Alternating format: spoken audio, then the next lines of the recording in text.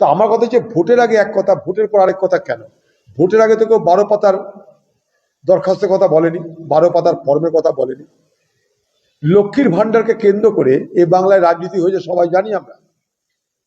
লক্ষ্মীর ভান্ডারের নাম করে এ বাংলায় যোগ্য অযোগ্য সকলের কাছেই ভোট পাওয়ার আশায় সরকারি কোষাগার থেকে টাকা দেওয়া হয়েছে। কিন্তু তার পরিবর্তে যারা ক্ষমতা এলো তারা কি বলেছিল? তারা সেদিন বলেছিল যারা লক্ষ্মীর ভান্ডারের উপভোক্তা তারা সকলে পাবে, আরো নতুন নাম সেখানে নেওয়া হবে। তাহলে এই কথাটা বলার মানে কি হলো? অর্থাৎ এই সরকার ক্ষমতায় আসার পর থেকেই তাদের প্রতিশ্রুতি ভঙ্গের প্রক্রিয়া শুরু করে দিয়েছে। এটা অত্যন্ত দুর্ভাগ্য। কারণ 12 পাতার যদি দরখাস্ত লিখতে হয়, আমাকে এবার ফর্ম ফিল আপ করতে হয়, এটা তো মনে হচ্ছে সেই সিবিএসসি পরীক্ষা দেওয়া।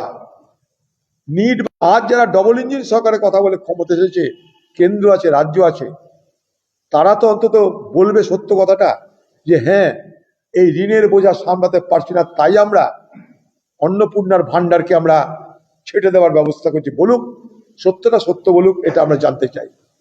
এইভাবে মানুষের মা বোনদের মধ্যে একটা আশঙ্কা আতঙ্কার বাতাবরণ তৈরি করার কোনো চেষ্টা সরকার যদি করে, আমরা নিশ্চয়ই তার বিরোধিতা করব। কারণ এটা দিয়ে মানুষের সংসার চলে।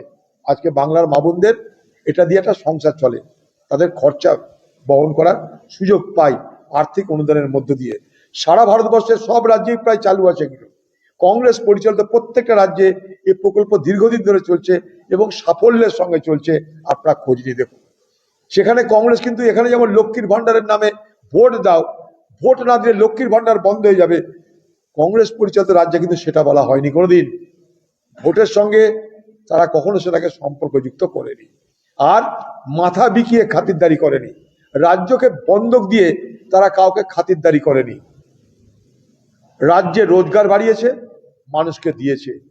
কংগ্রেস পরিচালিত রাজ্যগুলোর এটাই ফারাক, রোজগার বাড়িয়েছে, মা বোনদের দিয়েছে। পশ্চিমবঙ্গে তৃণমূল রোজগার বাড়ায়নি, মা বোনদের দিয়েছে ভোটে ঘুষ দেওয়ার জন্য, তাই রাজ্যের 12টা বেজেছে। এই সরকার সেই সুযোগ নিয়ে আরো বেশি প্রলোভন দেখিয়ে ভোট আদায়ের চেষ্টা করেছে, দিয়ে এখন লেজের উপরে হাল হয়ে গেছে।